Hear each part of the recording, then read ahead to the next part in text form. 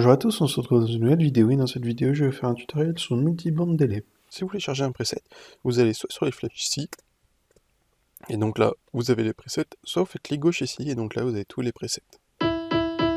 Et ensuite il est chargé quand vous voyez le nom ici. Donc là vous avez sur la petite flèche, et ici vous avez Random Curve, et donc là vous avez donc aléatoirement des courbes qui se mettent.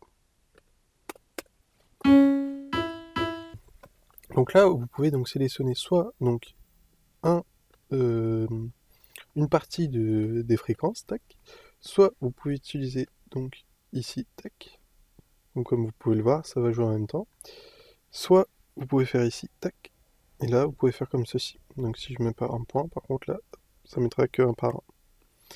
Et ensuite vous faites clic gauche et vous allez donc sur le graphique. Donc ici sur le graphique, si vous mettez donc toutes les petites barres en bleu, ici donc avant vous devez sélectionner donc le délai, toutes les petites barres en bleu, ici si vous mettez donc vous n'avez pas de délai. Si vous les mettez en haut, hop, donc là j'ai appuyé, donc là j'appuie, et ça vient juste après, donc là vous avez un petit délai. Donc il faut bien se mettre ici. Donc là vous allez sur la partie vol, et donc ici quand vous êtes en vert ici, si vous mettez toutes les barres en bas, là vous n'avez pas de son. Si vous mettez tout en haut, vous aurez du son. Et si par exemple vous mettez comme ça, hop, ici on n'entendra vraiment que cette partie-là, que les fréquences basses. Celles-là ne seront pas mises, on verra que les fréquences hautes ici. Donc ici donc vous sélectionnez bien le pan en orange, et donc si vous mettez tout en haut, vous aurez le son à droite. Si vous mettez tout en bas, vous aurez le son à gauche. Et donc après vous pouvez faire des variantes, mettre hop comme ceci. Donc là ça fait un peu du gauche-droite. Donc le banc ici c'est tous les petits numéros. Et en fait vous pouvez superposer donc on va dire des graphiques.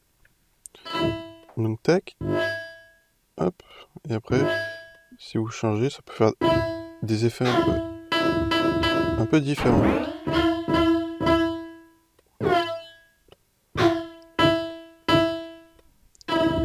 Après ça permet de faire des effets différents. Pareil pour le volume, pareil pour le pan. En fait le scale ça permet de multiplier donc le délai. Donc si vous mettez à gauche, ici vous n'aurez pas de délai. Et plus vous allez à la droite, plus vous aurez du délai.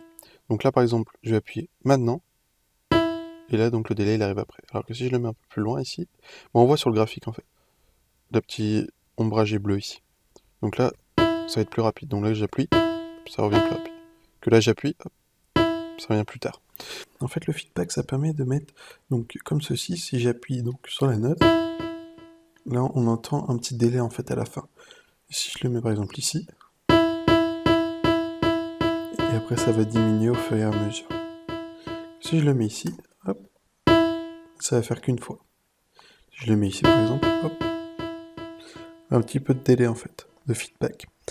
Donc ici c'est le high pass, et donc ça permet d'enlever, on va dire, les basses fréquences, d'atténuer un peu le son.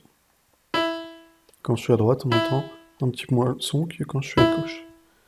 Donc en fait le mix, ça permet de mettre, si vous mettez à gauche, vous n'aurez pas du tout d'effet du multiband, alors que si vous le mettez à droite, vous aurez l'effet du multiband. Donc voilà. Donc j'espère que cette vidéo vous aura été utile, n'hésitez pas dans la description, il y a une formation sur FL Studio, et au revoir.